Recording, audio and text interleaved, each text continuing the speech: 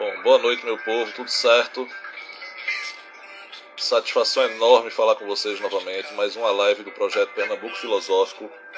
Hoje eu estou super empolgado porque desde o início do projeto, em agosto de 2020, eu não tinha conversado ainda com um filósofo, então eu vou ter a honra de conversar com um filósofo.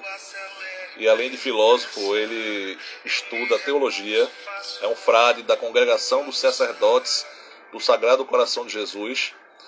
Ele é pernambucano, mas está residindo lá em São Paulo, em Taubaté. Então para mim vai ser uma honra conversar com ele, vai ser um papo muito bom, que vai envolver religião, filosofia, teologia e tantas outras coisas, assuntos. E o tema da nossa live hoje é: se Deus existe, por que ele não é bom o tempo todo? Ou ele existe e é bom o tempo todo. Então nada melhor do que nosso amigo Ramon Bertoldo para nos dar essa aula sobre filosofia e teologia. Então vamos lá convidar ele, bater um papo massa.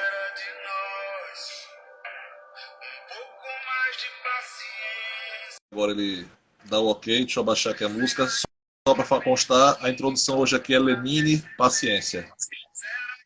Fala, Boa noite, tudo bom? Tudo bom, irmão? Graças a Deus, você? Tô bem, dentro do possível dessa situação toda, está indo É bem. verdade. Coisa Olha, boa. primeiramente... Oi, desculpa, eu lhe interrompi, por favor. Satisfação muito grande falar com você e também entrar aqui junto com o seu público.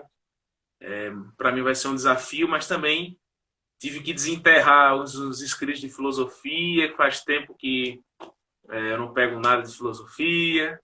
Foi bom agora que a gente pôde repensar aqui. Bom, a honra é toda minha de conversar com você. Eu estou realmente empolgado, dessa vez eu estou borbulhando em emoções, porque eu vou conversar com um filósofo, teólogo e estudante de religião, que para mim isso é fundamental e maravilhoso. Então, deixa eu só confirmar aqui contigo uma coisa para ver se eu não estou errado na pesquisa que eu fiz. Ah, Durante esse processo que tu está estudando na a religião, né, para se tornar padre, não é isso? E corrija, por favor, se eu estiver errado, na sim. minha humilde leiguice. Você estuda um ano de propadêutico, que é a parte do você se adaptar, se acostumar dentro do processo. Aí tu Isso, estuda 3 anos de filosofia e isso, mais teologia, não é isso? isso. Só que no Então, caso da nossa congregação, nós fazemos um ano de noviciado ali depois da filosofia, entendeu? Que é um entendi. período de espiritualidade, um período de silêncio, é um período que a gente reza e trabalha. Aí a partir dali é que nós professamos publicamente, livremente, os votos de castidade, pobreza e obediência, ao qual há 3 anos eu professei publicamente para o povo e para a igreja. Perfeito. Deixa eu só passar para as pessoas que estão chegando, sejam muito bem-vindas, façam suas perguntas, tá? Esse projeto Pernambuco Filosófico, ele foi feito para movimentar filosofia, sociologia, história, cultura. Então sejam muito bem-vindos e a pergunta está aberta para vocês. Mas a primeira pergunta tem que ser minha. Aquela que Eita, eu conversei com. Não, mas pergunta facinho. Como é que um filósofo, agora que eu sei que você estudou filosofia dentro do convento, consegue se tornar um religioso? Por quê? Eu, como sou também um eterno estudante de filosofia, apesar de já ser professor de filosofia, algumas coisas me deixam na distância filosófica religiosa. Eu não consigo encaixar. Quanto mais a gente procura pesquisar na filosofia, você sabe disso, a gente mais fica além e aquém das respostas. Como é que tu conseguiu estudar, linkar isso? então, cara, faz parte do processo nosso da nossa caminhada formativa, entendeu? Então, como você falou, nesses 3 anos aí de filosofia, onde fizemos lá na Unicap, e então, quando acaba esses 3 anos de filosofia, nós partimos para o noviciado. Então, é como se fosse assim: a filosofia cria as nossas dúvidas a respeito de Deus, a respeito de diversos pontos. No noviciado, a gente começa a trabalhar isso interiormente, e na teologia, algumas respostas vêm. Entendeu? Já fazendo essa leitura. Então, agora sim, eu só fiz a filosofia e agora estou na teologia porque faz parte do processo formativo nosso, entendeu? Não precisamente quem é filósofo precisa ser teólogo e quem é teólogo precisa ser filósofo. Mas dentro dessa dinâmica nossa, dentro desse horizonte formativo, aí é preciso com que uma mão ande com a outra. A fé e a razão, como diz o Papa João Paulo II, são duas asas, né? Então, as duas asas batem juntos para assim o ser humano poder alcançar outros horizontes. Mas aí é dentro do nosso horizonte aqui formativo, entende? É interessante falar isso, porque quando a gente estuda filósofo feito Nietzsche, Maquiavel, pô, Nietzsche é o contrassenso total da religião. Então, assim, é interessante que você, quando estuda um tema feito Nietzsche, né, eu até separei uma frase aqui para te falar, que é: não há fatos eternos assim como não há verdades absolutas. Você fica, né, tentando juntar, depois fazer esse encaixe, né? É verdade. Só que uma vez eu lembro que o professor. Acho que tem até um outro frade nosso que entrou aí, o Ricardo, que ele fez, acho que a monografia dele em Nietzsche. E aí, uma vez a gente conversando lá na Unicap, o professor falou que quando Nietzsche, assim, com todo respeito ao pensamento dele, pelo amor de Deus, Sim. Não, mas sim, para sim. pensar junto, quando ele fala que não existe uma verdade absoluta, isso já é uma verdade absoluta, porque ele já está colocando aquilo como uma verdade. Então ele está querendo. Mas assim, para a gente, o processo é levantar o juízo de valor e entender que dentro da sala de aula, dentro do ambiente acadêmico, nós somos estudantes. Não, assim, a religião, claro, existe, porque aquilo que abraçamos, mas o juízo de valor é suspenso. Então, por isso que há uma facilidade maior da gente não misturar bem as coisas. E Nietzsche é um autor muito instigante, viu? Muito. Para mim é o meu top. Dentro da filosofia é o que eu mais subo e o que mais me deixa louco. E se eu não parar uma hora, parece que eu vou entrando numa linha que eu não consigo mais voltar. E o Ah, é interessante é muito que, no teu caso, tu já encaixou a teologia, né, na sequência, porque faz parte do teu estudo. Eu isso, já faz fui para a parte. história. Eu fui para o lado da história. Eu estou estudando muito Ah, história agora, principalmente história pernambucana, nordestina e por aí vai. E também dá o link, porque você começa a pegar. Mas aí, por que eu estou fazendo essa provocação? Porque existe, como você falou, a minha verdade, a sua verdade e a verdade absoluta. Eu acho que a busca da religião, no teu caso, é por essa verdade absoluta dentro do processo teu interno, não é isso? isso. É basicamente isso. Tem total lógica aí, tá tudo bem amarradinho que você falou. Eu quero só destacar uma coisa, essa tua coleção de CD, cara. Ah, Eu acompanho as lives aí que tem um headbanger, né? assim, eu sou um cara que eu gosto de todo tipo de música. Eu gosto da MPB também, eu gosto de música religiosa, música de relaxamento, sabe? Eu tô indo muito na linha budista agora. Eu tô Olha estudando que muita legal. filosofia. Então, assim, mas a minha veia é o rock and roll, cara. Eu não, foi a primeira. Eu costumo dizer que na vida eu tive três salvações na minha vida. O primeiro foi o rock and roll, que me salvou. O segundo foi minha esposa, que me resgatou. E o terceiro foi a filosofia, que me orientou. Se não Ah, fosse esses três, não seria de mim hoje. ótimo. Mas, vamos lá. Também eu gosto de rock, viu? Eu sei. Gosto Você, de tocar ao eu já vivo. você tocando ao vivo, eu digo a você que você é um músico excepcional, cara. É de um talento assim que ímpar. E depois eu vou até te passar pelo Zap um grupo que não é da linha católica, mas é um grupo cristão, e eles tocam lindos louvores, sabe? Assim, se você ouvir, é de uma beleza assim, cara, que sabe que eu acho que a letra de louvor a Deus, eu acho que ela Vale. transcende, passa por cima de qualquer denominação, sabe? A partir do momento que Isso. você fala de Deus, você se sente, vamos dizer, confortado, né? Ela transcende. E até a letra não cristã também, quando ela é boa, quando ela traz a gente para pensar, a fazer esse movimento interior, então ela também é válida. Não há Exato, problema nisso, entendeu? exato. Bora começar as pedradas que mandaram pra tu? Bora lá, vamos começar. Primeira pergunta básica que me fizeram para lhe pedir, para lhe passar. Deus existe? Se sim, prove. Eita, diabos.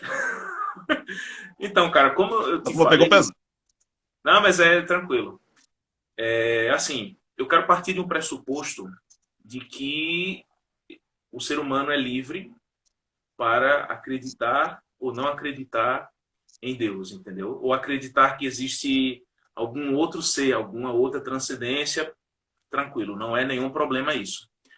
Mas eu preparei um texto, eu não vou fazer a leitura do texto, mas eu vou destacar alguns pontos que até eu tinha te passado, que é a partir de Tomás de Aquino, que ele fala daquele motor imóvel, das 5 vias de conhecimento a Deus, entendeu? Eu acho que isso, pelo menos para mim, pelo menos para aquilo que eu leio, para aquilo que eu me identifico, isso é o que se encaixa na minha realidade. Então, o plano de fundo vai ser a partir disso. Mas aí é algo que pode ser discutido, não tem nenhum problema. Então, eu quero começar dizendo que é imprescindível ao homem que estuda metafísica, que estuda filosofia, que estuda qualquer ciência dentro do âmbito reflexivo, não querer saber sobre o ser, querer saber sobre a essência das coisas, sobre aquilo que está aquilo que move tudo, aquilo que está dentro de tudo e que é motivo das coisas existirem. E todos os homens também, tendo isso como base, têm o desejo de conhecer a Deus, que parece ser o fim último do homem, aparenta ser o fim último do homem. Então, a partir disso, surgem os questionamentos. Deus existe? Se ele existe, o que é Deus? Ou a forma mais clara sobre a existência da natureza ou da essência de Deus? Esse aí começa a ser o grande problema. E é dentro dessa discussão, depois de anos e anos de debate, Tomás de Aquino, que é que era um jovem na época, que se sentiu chamado à vida religiosa, à vida sacerdotal, ele, além de ser um grande leitor, um grande crítico, nesse sentido, ele foi aquela pessoa que pegou as obras de Aristóteles e cristianizou, assim podemos dizer. Ele colocou uma roupagem mais cristã. Então, por isso que há muita semelhança entre aquilo que ele fala com as coisas também que Aristóteles diz. E se eu salvo engano, na época que estudamos metafísica, o professor falou que a obra de Aristóteles ainda está aberta. Não está nada concluído. Então, alguém pode contribuir em alguma coisa. Então, Tomás de Aquino foi essa pessoa, que a sua vida foi dedicada à meditação e ao estudo. Ele era muito metódico. Ele era uma pessoa que era muito regrada nos estudos, e isso fez com que, em determinado momento da sua vida, além de ser uma pessoa piedosa, ele conseguiu unir a fé e a razão. Ele fez aquele movimento que a gente tinha comentado no começo, das aves, dos braços que batem junto, até a ave conseguir, as duas asas que batem para a ave conseguir voar, que é a fé e a razão. E ele conseguiu fazer isso de forma muito clara, explícita e também colocando o seu ponto de vista. Então, a existência de Deus está dentro das diversas discussões. A primeira é o ontologismo, o fideísmo, o agnosticismo, também o cosmologismo. Eu acho muito interessante essa pergunta, e eles se debruçam querendo saber se Deus existe e, se existe, quais as provas consistentes para a existência de Deus. E quais as soluções que a gente pode perceber nisso. E como essas soluções são dadas por Tomás de Aquino, muitas coisas antes dele foram propostas, como as provas a priori, que foi de Anselmo de Aosta, a fé e o não conhecimento de Deus à luz da razão, da natural razão, ou à luz natural da fé e a posteriori também do existir divino. Então, a partir daqui, Tomás de Aquino utiliza os argumentos contra o ontologismo. Mas não argumento contra o ontologismo no sentido de querer derrubar, de querer acabar, apenas de refletir. E existiam duas objeções. A primeira é que nem todos possuem a mesma noção de Deus. A visão que eu tenho de Deus é diferente da sua, de diversas pessoas. E também antes de mais nada, houve quem pensasse de outro modo aquilo que as pessoas hoje em dia ainda possuem dúvida, que são os panteístas também, os estoicos, todas essas pessoas pensaram Deus de forma diferente. E Deus não é evidente para os homens. Isso aí é a base para entrarmos agora aqui nas provas da existência de Deus.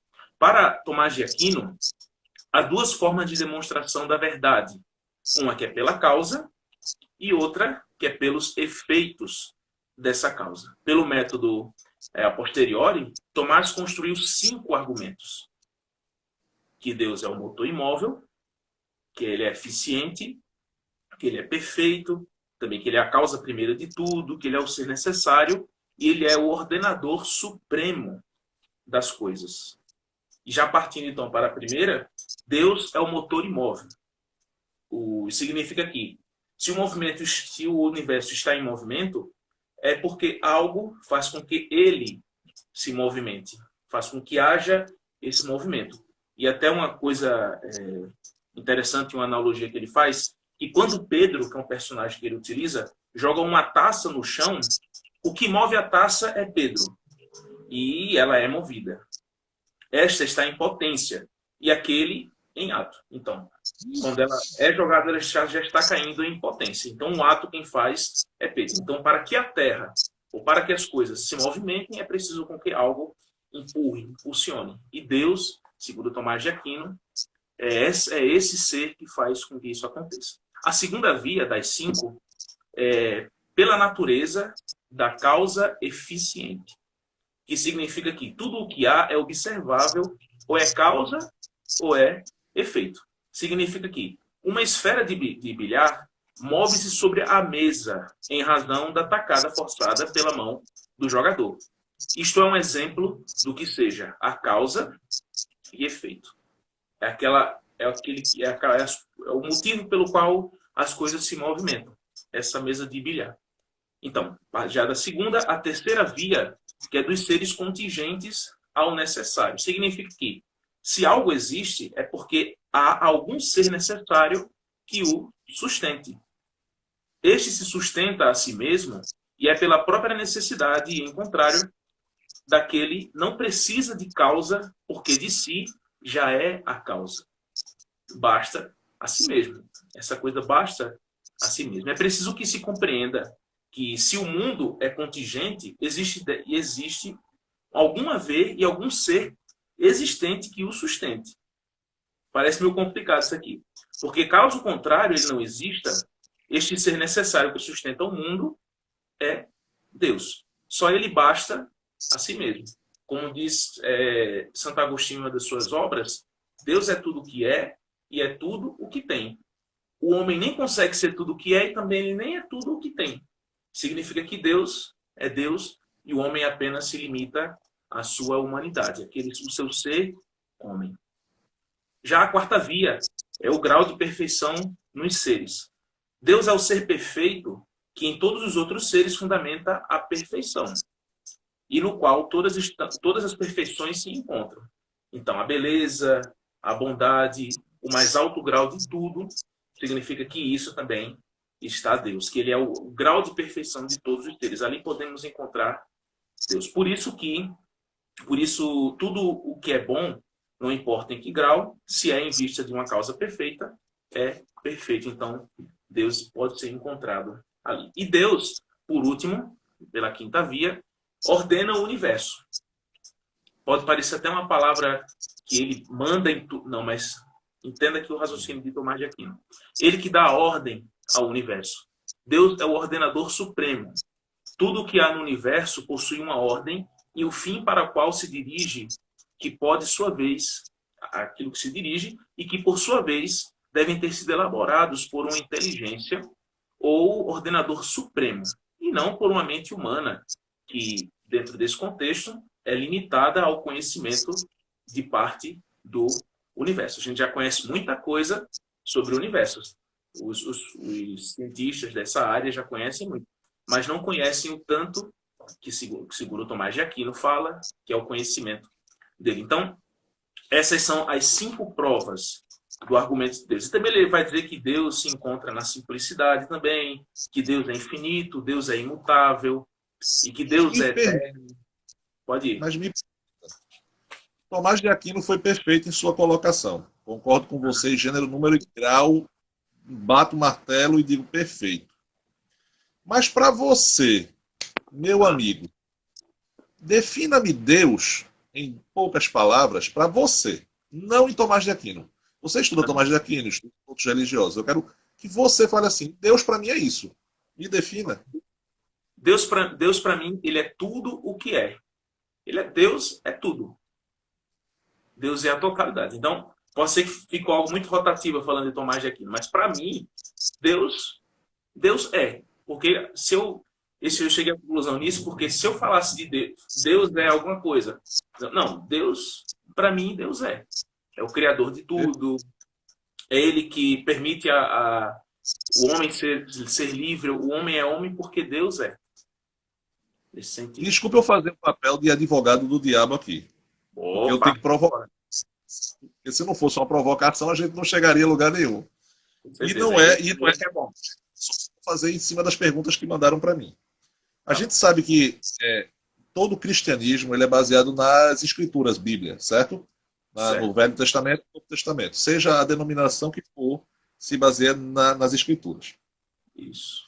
Dentro das escrituras, a diferença entre o ser humano, a criação de Deus e os anjos é o livre-arbítrio. Isso. Concorda? Que, segundo algumas escrituras, constam que os anjos, os demônios e por aí vai, têm inveja do ser humano ter esse privilégio de ter o dom da escolha. Isso. E aí eu pergunto a você, diante disso, a gente não usa muito Deus como uma bengala para nossas decisões? Sim, ou não, eu estou equivocado? Não, eu concordo. Porque, pelo menos eu acho que isso é algo que está dentro do ser humano de não querer assumir a responsabilidade total das coisas. Basta ver lá no Gênesis. Parece que é um exemplo meio bobo de que quando acontece o pecado original, toda aquela situação, um foi colocando a culpa no outro. Não, foi ele, foi ele, foi ele. Mas ninguém assume a responsabilidade. Então, para o ser humano, eu acredito, eu penso, que seja mais fácil colocar a culpa, a responsabilidade daquilo que ele escolhe para uma entidade maior, que no caso é Deus. Isso é uma falha humana. É uma falha dessa tal liberdade humana, né? Que aí já é um problema aí a ser discutido. E aí eu já puxo outro segmento para a gente conversar, que está aqui também nas questões. Essa pergunta é minha, tá? Mas eu vou pegar link na outra que tem aqui. E não é aquela que eu quero fazer no final, não. Veja só, eu classifico que os maiores presentes que nós, como seres humanos, ganhamos de Deus, que segundo o budismo, que eu estou lendo muito, não existe a figura Deus paterno. Existe uma energia que faz toda a movimentação da Terra, onde se conectam natureza, animais, seres humanos e por aí vai. Mas independente da conexão, seja a figura Deus, Pai, Santíssima Trindade ou energia, nós temos 3 presentes maravilhosos. A vida, que sem vida nós não somos nada. A gente morreu é um corpo imóvel que não adianta para nada. Então, a vida faz com que a gente tenha o discernimento, se movimente, exista, vamos dizer assim. A vida faz com que a gente exista. A inteligência, quando eu digo inteligência, eu falo ela num conceito amplo. Nós nos movimentamos, nós pensamos, nós falamos, nos relacionamos mediante a inteligência, a mente humana. E o livre-arbítrio, certo? Quando a gente puxa isso para aquela pergunta aqui, por que Deus permite o sofrimento humano?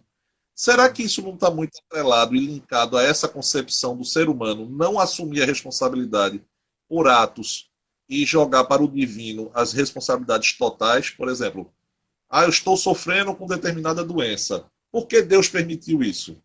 Uhum. Ou por que está tendo uma pandemia no mundo hoje? Ou por que está acontecendo isso? E a gente não usa a ciência, que é da inteligência, para que a gente tenha essas respostas também. Isso. Cara, eu acredito numa coisa que, aí se for heresia, me perdoe, mas pelo menos pelo que eu leio, que é como se fosse assim. Deus cria o mundo independente dele.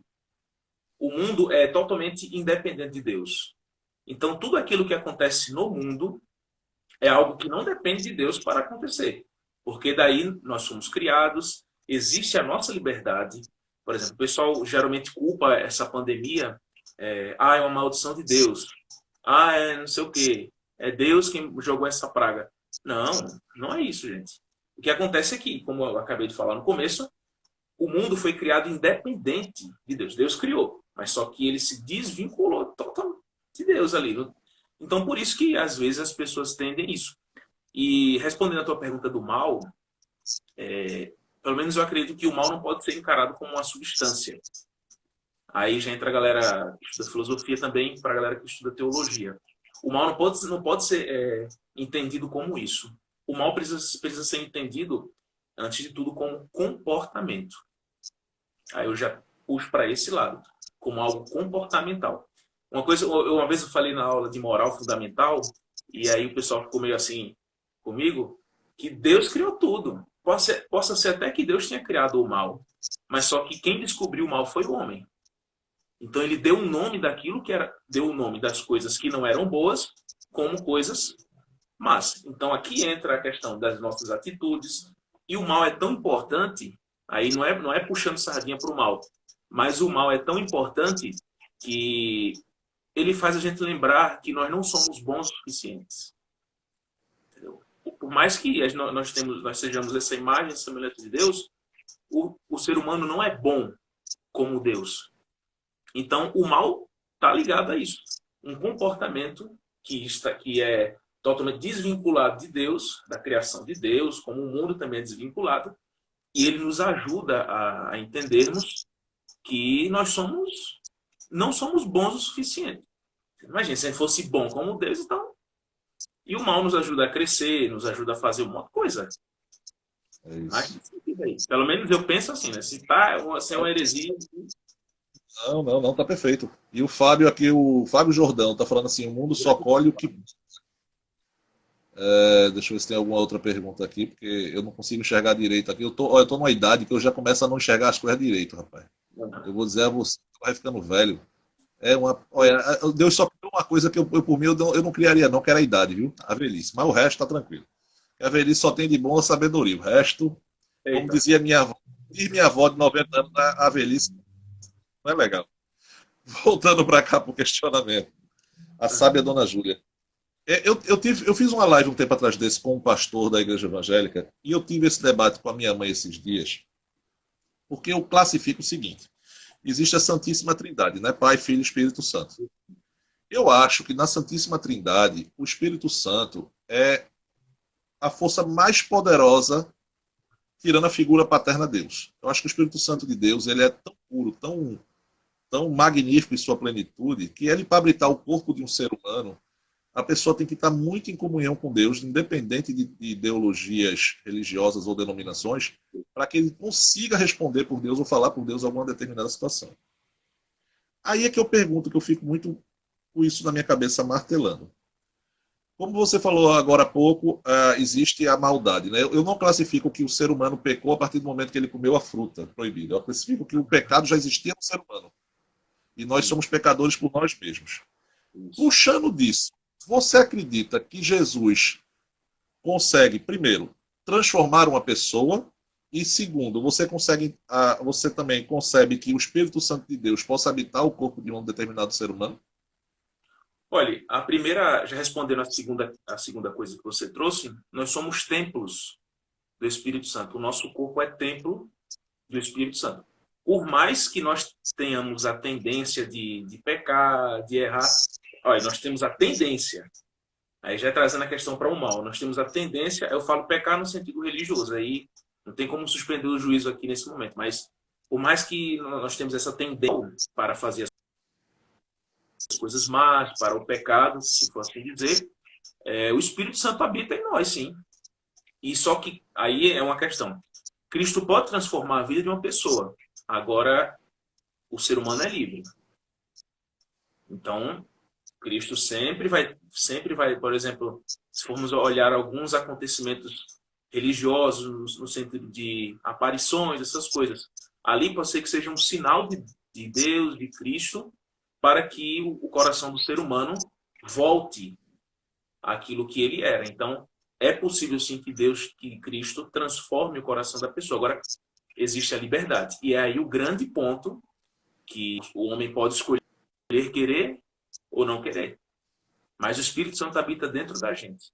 Só que o Espírito Santo, as pessoas falam que o Espírito Santo é uma energia, tudo bem, isso é nenhum problema. Mas o nosso corpo é templo, porque se nós somos imagens e semelhanças de Deus, e Deus também é a Santíssima, Deus é dividido na Santíssima Trindade, então se seguirmos isso, nós temos essa participação também na substância, nessa relação com Deus. Então é mais ou menos aí o que eu... Então, o ser humano precisa permitir que Jesus ajude na transformação. Seria mais ou menos isso, né? E a partir do momento Isso. que você não quer... e uma coisa que eu debato muito com os evangélicos, e isso é um questionamento meu, que eles dizem assim, mas nem por força, nem por violência, é pelo meu espírito. Pronto. Eu acho que esse é o chamado. Você tem que procurar Deus e Jesus no seu melhor momento, não no seu pior. Eu sei que Deus estende a mão no pior momento. Mas a partir do momento que você só procura Deus quando você está sofrendo, você não está indo por amor. Você está indo por temor. E aí eu acho que é a pior situação possível. Chegando no ponto. Eu concordo, sim. Sabe, eu não sei se você já leu aquele livro Temor e Tremor de Kierkegaard. Não, não li. Pronto, ele traz aquela história de Abraão, que Abraão é o pai da fé, tem toda essa história.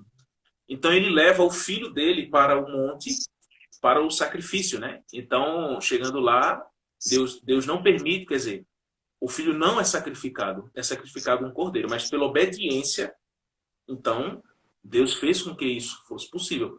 Aí, o que é que eu tiro para mim? E aí até foi tema da minha monografia. Existem 3 estádios na vida do ser humano, segundo o Kierkegaard. O ético, o estético e o religioso. O religioso não religião. O religioso, Deus, a transcendência. Você mesmo, você. Isso. Então, por exemplo, existem os pulos, né? Abraão, quando ele caminhou até o monte para fazer esse sacrifício do filho, essa obediência, essa resposta a Deus, ele respondeu livremente a Deus. Cada dia em silêncio que ele caminhou foi uma passagem do ético, que era a satisfação própria, o ético, que era não a satisfação própria, mas em relação à lei, o estético, que era a satisfação própria, e o religioso, que era Deus. Então, a partir desse movimento que foi fruto de uma liberdade interior, foi que ele conseguiu dessa resposta. Ou seja, através de situações limítrofes, situação de limite, situação de impacto, é que o ser humano muitas vezes aí é que entra a tendência nossa de buscar Deus somente no nosso sofrimento, na aflição, e aí é que as coisas acontecem. Mas se percebermos diariamente, através do cosmos, aí eu já não domino essa área, eu leio muito pouco, mas Deus dá sinais para a gente durante o dia. O cosmos, seja uma palavra de uma pessoa, até numa briga mesmo, a gente pode perceber ali que há sinais de Deus. É mais ou menos eu peço eu faço oração todo dia, eu faço minhas orações todos os dias. Pode não parecer, eu posso ter cara de ateu, mas eu não sou ateu, não. Pelo menos ainda não sou. Mas todas as noites eu peço a Deus que Ele nunca me tire a crença nele. É o que eu mais peço todas as noites. Eu sempre peço, eu chamo Deus de Pai. Né? Eu disse, Pai, pelo amor de Deus, renova minha fé no Senhor todos os dias. Todos os dias. Porque é um processo muito difícil a gente que estuda filosofia, estuda história, a gente se questionar algumas coisas e a gente não obter a resposta. A resposta é muito importante para a gente. Você sabe disso. Eu tenho uma pequena biblioteca aqui, onde a Bíblia é o primeiro livro. Ela está assim de frente, qualquer dia eu te mostro. Porque eu acho, independente de ser um livro religioso que você lê também com o espírito, eu acho um dos maiores livros filosóficos do mundo. Eu acho maior. Porque tem coisas ali que você lê que você vê a resposta até hoje em dia. Né? Se você for parar para ler na teologia. Então, puxando nesse gancho que eu te falei, né, da solicitação de crença, de pedir sempre a crença em Deus, é que eu digo a você uma coisa. Por quê? E aí eu vou dizer por quê. E é uma pergunta que fizeram para mim aqui, eu vou dar esse link. A gente sabe que existem várias denominações religiosas no cristianismo. Né? Ao longo da história se espalhou e teve essas denominações ímpares. Mas por que se usa tanto nome em Deus em vão? E por que as pessoas que mais batem no peito e dizem eu tenho fé em Deus são as que mais cometem pecados? Todos os dias. Então, cara, eu acredito que isso aí entra a fragilidade do ser humano como aquilo que a gente falou lá no começo, de querer jogar para alguém a responsabilidade que é própria, entendeu? Pelo menos dizem aí por aí, né? Uma coisa que eu não queria entrar, mas dizem por aí, Deus acima de tudo, Brasil, não sei o que, essa é uma frase que utilizam por aí. Mas só que assim, não haveria necessidade da gente utilizar o nome de Deus para coisas que são próprias do ser humano, de jeito nenhum. Porque isso é limitar ainda mais a nossa relação com Deus. Porque daí as pessoas fazem assim, falam assim, mas ele está falando em nome de Deus, mas só que Deus é amor, Deus é bom, Deus é misericórdia, e ele está agindo o contrário. Então, será que Deus é isso que ele está pregando, ou Deus realmente... Então, entra esse colapso, essas dúvidas na cabeça das pessoas. Mas a falha nós utilizamos o nome de Deus, que é uma forma mais segura da gente implantar. Eu falo a gente, mas no sentido da pergunta. De implantarmos aquilo que a gente pensa, que a gente quer, e daí, não, é Deus quem manda. Isso aí não é... E aí, já que tu tocou nesse assunto, eu vou puxar já a pergunta que tem aqui e vou linkar e a gente fecha até esse assunto, que eu acho meio, né? A gente quando envolve esse tipo de pergunta, mas assim, eu vou puxar até para minha responsabilidade, que se tiver que apanhar, quem apanha sou eu, não é você, tá? Eita. Eu tive uma decepção muito grande com o público cristão esse ano de 2018 para cá, porque é o que você falou, Deus é amor acima de tudo. Eu sempre aprendi isso. Eu li a Bíblia, juro a você, por Deus, eu não estou jurando por ele, eu li a Bíblia toda, pode ser que eu não tenha entendido, mas eu li ela toda várias vezes. Eu fui criado dentro da concepção da igreja. E eu sempre aprendi que Deus é amor, é perdão, é estender a mão, é você olhar para o próximo, olhar para o lado, não julgar, não condenar, não atirar a primeira pedra porque você peca. Por exemplo, se você fizer um levantamento durante o dia e contar quantos pecados você comete até a hora de dormir, você, eu acho que nem percebe quantos são. Então, quando eu vi de 2018 igrejas apoiando determinado candidato, independente de ideologia, que eu não estou aqui defendendo nem A nem B, fazendo sinais de arma, pregando ódio, discurso de ataque, eu não entendo como sendo professor, onde está Jesus aí? E aí eu te pergunto, onde é que foi parar Jesus? Essas pessoas que tanto falam em Jesus. E nem eu entendo. Porque aquilo que você falou, se Cristo é amor, se Cristo é paz, é bondade, não é contra a violência, que é contra a violência, tudo isso, então por que tem que usar o nome de Deus para isso? Eu também não entendo. Agora, eu acho que por exemplo, você falou uma questão que você leu a Bíblia, que você foi criado dentro de um processo religioso, tem tudo isso. Mas, veja, tem uma coisa que é muito importante a gente entender. A imagem de Deus que nós temos é a imagem da moral que nós acreditamos. Então, as pessoas muitas vezes são muito rígidos, né? Que não pode fazer, que não pode, não deve, é proibido. Mas, se formos olhar direitinho, é a imagem de Deus que foi passada para elas assim. Então, Deus está relacionado à moral. Os 10 mandamentos lá, aquelas 10 diretrizes, aqueles 10 pontos, são fundamentais para, se formos verdadeiros cristãos, crentes, então aquilo ali é o plano de fundo para qualquer convivência humana. Exato. Então, Exato. não matarás. Aí você vai dentro da igreja, assim, aí faz a arma, faz não sei o quê. E não, isso é contra testemunho. Entendeu? E interessante que esse Papa atual da Igreja Católica, né, o Papa Francisco, ele é o mais atacado de todos que eu já vi na minha vida. Por ele ter um pensamento um pouco mais liberal, por ele ter um pensamento um pouco mais progressista, eu vejo ataques dados. Que ele nunca falou assim, a igreja vai mudar a linha de pensamento dela. Ele sempre fala assim, Jesus estende a mão a todos os pecadores. Porque existe aquele versículo na Bíblia que diz assim, né? Eu não amo o pecado, mas eu amo o pecador. Isso quer dizer o quê? Que eu posso concordar com a prática de uma pessoa, mas eu vou estender a mão para ela, para puxar ela, e por mais que eu não faça que a pessoa mude de opinião ou de qualquer prática, eu vou mostrar um outro lado. Isso. Eu vou dar a ela um outro caminho, por mais que ela não queira seguir. Concorda? Com certeza. E é até aí que entra a questão de alguns pontos que são discutidos hoje em dia. A questão do aborto, a questão do casamento de pessoas do mesmo sexo, assim, diversos temas desses que são polêmicos. São. Assim, a igreja tem o seu posicionamento. É um magistério, é algo que já tem mais de 2000 anos. Não é algo que pode ser mudado. Mas, assim, é Exato. algo que pode ser pensado. Um exemplo, a questão do suicídio. Hoje, pelo menos, essa questão do suicídio atualmente, com essa questão de ficar em casa, a pandemia, a pressão exterior e interior, faz com que as pessoas busquem, pelo menos, solucionar o problema, encerrando com a vida. Antigamente, se você fosse ler os manuais de moral do século passado, que quando o padre ia fazer a confissão, ele tinha um manual de moral. Então a pessoa falava o pecado e o padre olhava lá o manual que ele tinha e falava, então você vai fazer isso e isso, você vai para o inferno. Né?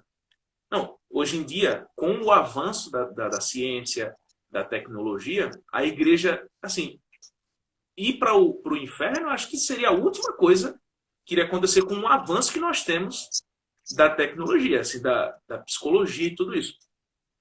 Se uma pessoa se mata, se uma pessoa tira a própria vida, é porque chegou no limite daquilo que ele consegue suportar de sofrimento. Então, há o diálogo aí da igreja.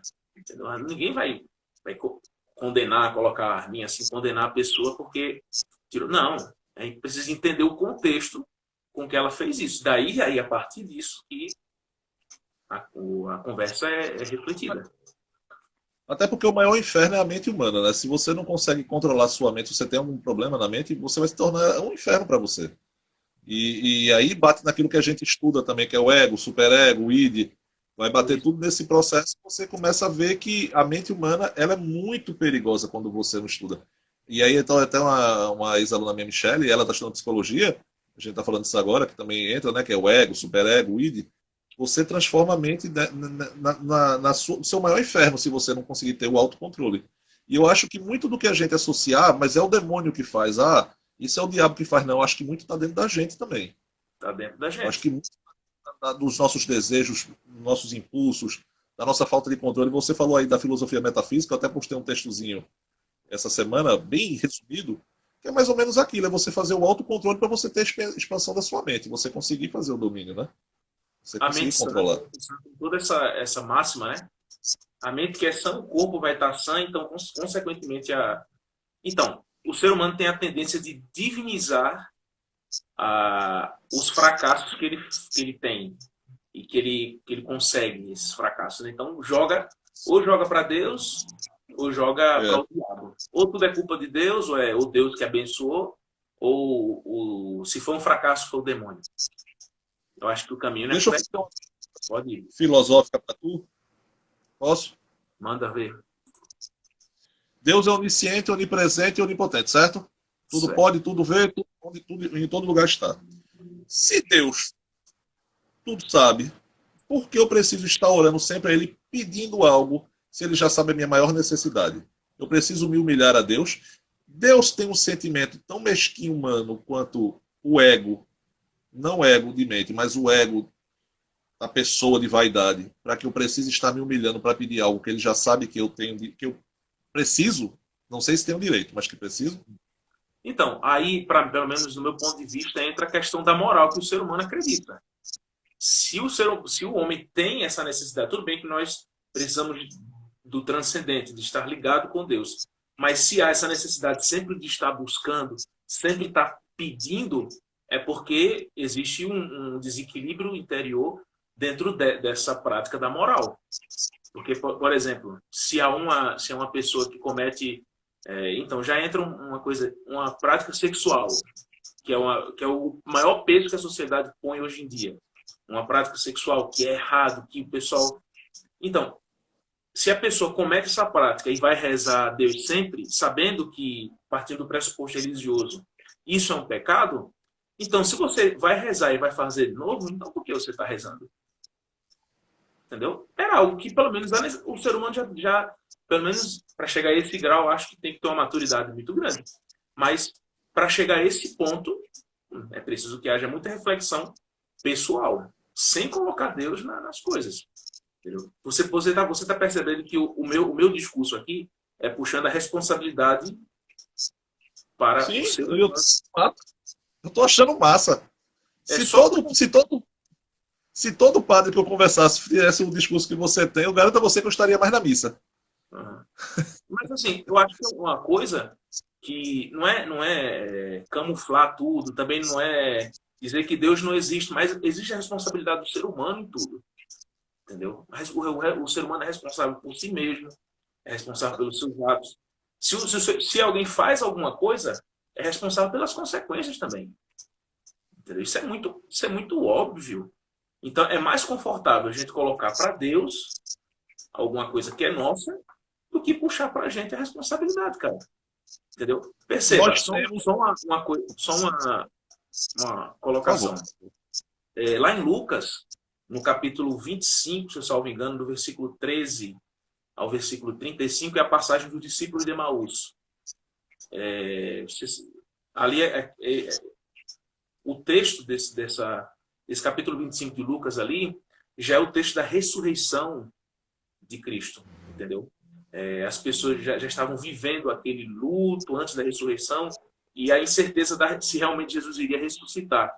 Então, se você vê o contexto que aquilo foi criado, Lucas, quando escreveu o evangelho dele, que é intitulado como seu nome, ele não quis colocar como se fosse Deus que tinha dito para ele. Ele quis responder às pessoas, à sua comunidade, os problemas que eles enfrentavam, entendeu? Que eram os questionamentos com Deus, que era o questionamento de convivência também, que aí no livro do Atos dos Apóstolos, Lucas vai fazer de forma mais técnica como que deveria ser isso, entendeu? Então, a passagem dos discípulos de Emaús significa que eles puxaram para si a responsabilidade, o desânimo, e eles saíram de lá. Eles viram que tudo tinha acabado. Eles não culparam o Deus por causa disso. Eles saíram de lá e foram de volta para a sua terra, para a sua região.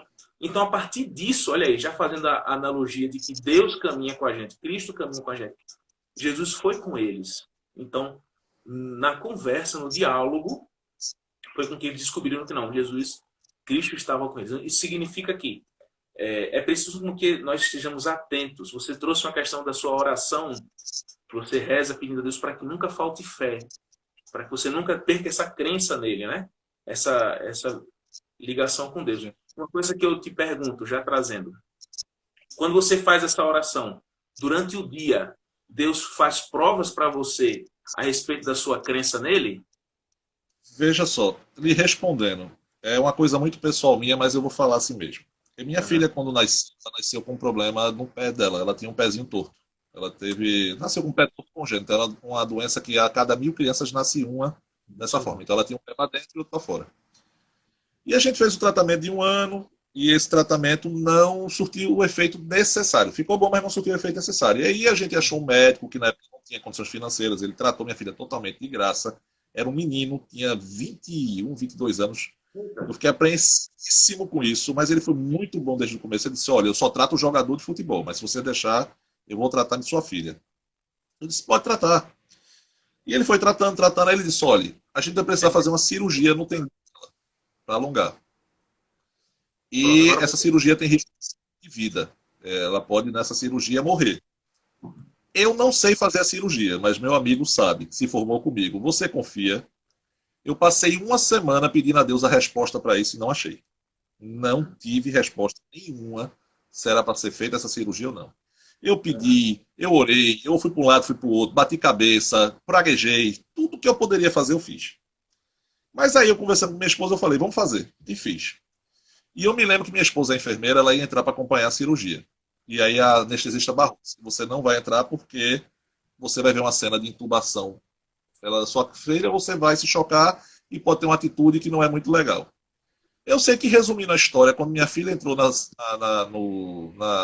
no leito lá para fazer a cirurgia, eu corri para o banheiro, me ajoelhei e pedi a Deus. Se fosse para levar minha filha, a minha vida estava à disposição dele. Me leve agora, mas deixe minha filha. E quando eu vi minha filha saindo, ali eu disse, foi Deus. Por isso que até hoje eu não quero perder. Isso.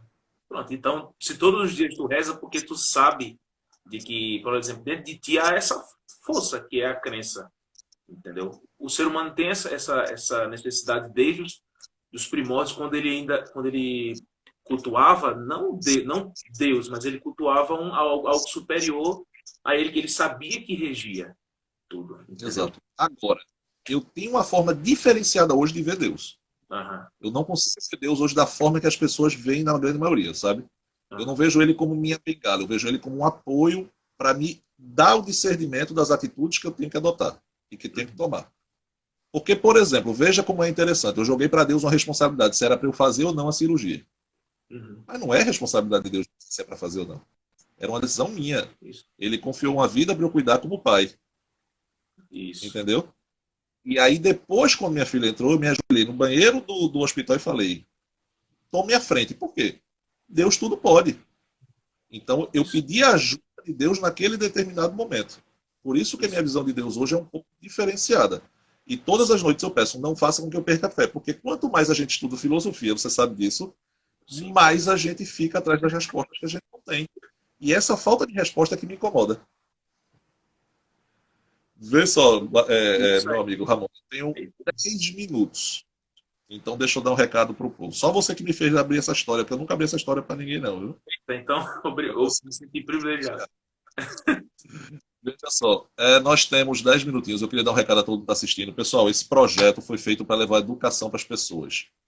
Não que eu seja um excelente educador. Eu sou professor, mas eu tento chamar pessoas que saibam mais do que eu, como meu amigo Ramon. Você vê a aula que ele está dando aqui para a gente. Então eu sou mero coadjuvante em todas as lives que a gente faz. E vou pontuando uma coisa e outra no Instagram, que é um projeto do Instagram, para que as pessoas se interessem em pesquisar e procurar mais informações. Então conto com a colaboração de todos vocês para divulgar, falar. Eu não estou ganhando nada com isso, só estou querendo ter a satisfação de mais pessoas aprenderem o correto, já que a gente vive numa época de pós-verdades. Então eu Isso. queria somente isso. Ajudem a divulgar esse projeto. Por mais que tenha o nome Pernambuco, mas ele é do Brasil todo. É só Pernambuco que eu estou aqui, mas é do Brasil todo. Bom, vamos nessa. Vou fazer as Vamos lá. 3 últimas perguntas em pouco tempo, já porque o tempo voa, o Instagram é parada. Manda ver. O que vai estudar para se tornar um padre? A minha Primeira pergunta. experiência com Deus. A minha experiência com Deus através de um ser humano, através de um homem, me fez perceber que Deus não. Agora eu coloco a responsabilidade para ele, porque foi por causa dele que eu abracei a vida religiosa. Porque é o seguinte, na minha época, falando em 20 segundos, existia um. Acho que hoje em dia também a juventude anda muito perdida. Então, quem me fez ter um encontro comigo mesmo e quem me fez ter esse encontro com Deus foi também um sacerdote. Então, por que eu não posso proporcionar para as pessoas também o mesmo encontro que eu tive comigo mesmo e com Deus? Então, foi a partir daí que eu disse: não, Deus me chama para isso. Deus me chama para Perfeito.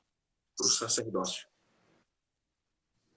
Você se vê daqui a 30 anos como padre e ainda mantendo o sacerdócio, apesar de todas as tentações, pecados, O mundo, oportunidades que o mundo oferece? sim, eu me vejo, ainda me vejo. Isso é uma pergunta que toda vez na minha direção espiritual, o diretor espiritual pergunta. Se você se vê padre, você se projeta padre ainda daqui a tantos anos? E ele é um idoso, então, imagina. Perfeito. Eu acho que é um convite realmente que a pessoa sente, né? Não tem como dizer diferente, né? É. Posso fazer a pergunta Master Blaster da filosofia agora? A bomba Manda, atômica? manda, Falar de Nietzsche. manda. Se, se Hum? Deus é todo poderoso Ah? e o demônio faz o que faz no mundo, Deus é cúmplice? Ou, se Deus não permite o demônio fazer o que faz, ele é todo poderoso? Eu acho que entra aquela máxima que a gente já conversou aqui. O mundo é independente de Deus e independente do demônio. Então, tudo o que acontece aqui independe de Deus e independe do demônio. O ser humano que pensa, que às vezes é aquilo que a gente já falou a live inteira, diz que algo ruim é do demônio e que algo bom é de Deus. Mas quem disse que algo ruim é do demônio e que às vezes a coisa que é boa é de Deus? Então eu acho que aí é a questão. O mundo Agora, é independente. me desculpe lhe dar esse link só para lhe interromper. Então, já deu o link para a resposta da pergunta da live. Deus é bom o tempo todo ou não? Deus é bom o tempo todo porque ele é bom. Só que o mundo independe de Deus. A liberdade humana, claro, foi Deus que deu, mas as ações do ser humano aqui na Terra independem de Deus. Pelo menos eu penso dessa maneira. Então, perfeito. Meu amigo, eu só tenho a lhe agradecer. Eu tive uma aula, aprendi muito. Quando eu disse a você que seu currículo era melhor do que o meu, eu não estava mentindo. Não, Você mas deu show de bola. Como diz aqui a minha amiga, que eu não conheço, mas eu vou chamar de amiga, Paula Marques, ele disse aqui: Deus é lindo e maravilhoso o tempo todo. Edna Braga, eu acho que é Edna Barbosa, tá mandando meu grande amigo Ramon. E aqui tô botando por conta do Ramon. Então é isso aí, Ramon. Olha, foi um prazer inenarrável.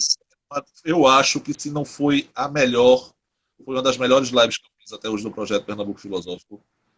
Então, assim, para mim foi top. Você me respondeu algo que nenhum outro religioso me respondeu até hoje. Eu enverguei já pastores meu com as Deus, perguntas, padres, e você me respondeu de primeira, com tampa. E isso eu devo muito à sua humildade cedida esse tempo para falar comigo, para conversar, esse humilde professor. Então, cara, tu foi fera. cara, Se muito tu não for obrigado. padre, Você abriu para excelente mim. professor. Obrigado mesmo. Muito obrigado, obrigado, obrigado. Então, assim, pessoal, essa live, quem quiser assistir de novo, vai estar no Instagram, essa live vai estar no YouTube, Pernambuco Isso, Filosófico. falar. Vamos fazer rodar essa live aí para poder as pessoas ouvirem o que esse cidadão falou aqui, o que esse grande mestre falou, para que as pessoas aprendam o que realmente é Deus. Porque, como eu falei antes, eu só estou aqui para fazer a confusão. Você que está aqui para explicar. Amigo, me bote nas suas orações. Reze muito por mim, reze muito pelo nosso país que está precisando sair dessa situação. Nosso país e a oportunidade que tivermos de falar aquilo que a gente sente, de falar a verdade, é para falar. A gente não deve ter medo, não. Vacina para todo mundo. Quem puder, fique em casa. Pelo amor de Deus, a coisa está séria. Fique em casa. Deus vai proteger. Agora a gente tem que fazer a nossa parte. É isso aí. Amigão, beijo no teu coração. Fica com Deus, fica na paz. E a gente se fala, meu povo. Desculpe, mas o tempo do Instagram urge. Abração. Valeu, brother. Valeu.